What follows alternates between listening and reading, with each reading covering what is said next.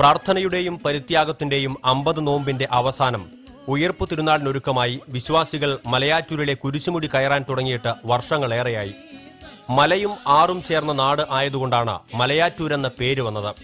AD 52 കൊടുങ്ങല്ലൂരെത്തിയ Thomas ലീഹ മദ്രാസിലേക്കുള്ള യാത്രാമധ്യേ മലയാറ്റൂരിലെത്തിയെന്നും കുരിശുമുടി മലയിൽ കയറി പ്രാർത്ഥിച്ചെന്നുമാണ് വിശ്വാസം.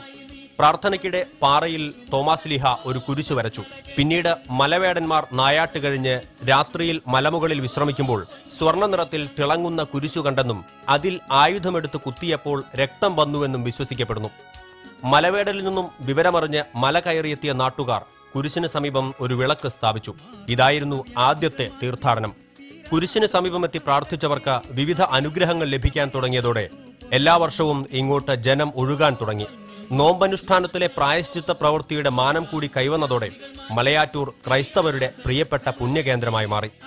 ആണ്ടിലൊരിക്കൽ മല കയറുക മുടക്കാനാകാത്ത അനുഷ്ഠാനമാണ് ഒട്ടുമിക്ക ക്രൈസ്തവർക്കും.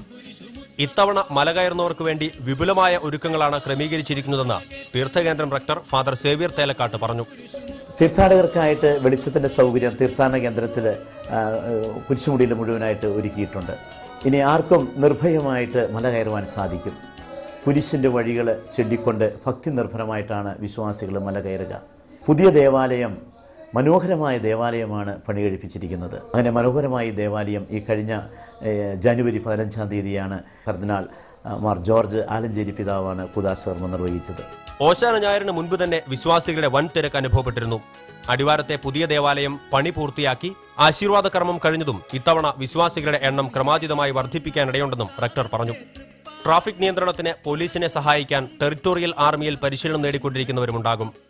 പുഴയിൽ അപകട രക്ഷാപ്രവർത്തനം നടത്തുന്നതിന് ടൂറിസം വകുപ്പിന്റെ ലൈഫ് ഗാർഡുകളുടെ സേവനവും കുരിശുമുടിയിലും താഴ്വാരത്തും കാർഡിയോളജിസ്റ്റ് ഉൾപ്പെടെയുള്ള മെഡിക്കൽ സംഘത്തിന്റെ സേവനവും ലഭ്യമാക്കിയിട്ടുണ്ട്.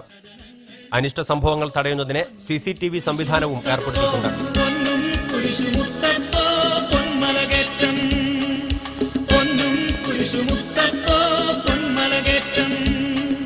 TCV ന്യൂസിനു വേണ്ടി മലയാറ്റൂരിൽ നിന്നും ക്യാമറാമാൻ രാജു പാവറട്ടിക്കൊപ്പം ബൈജു.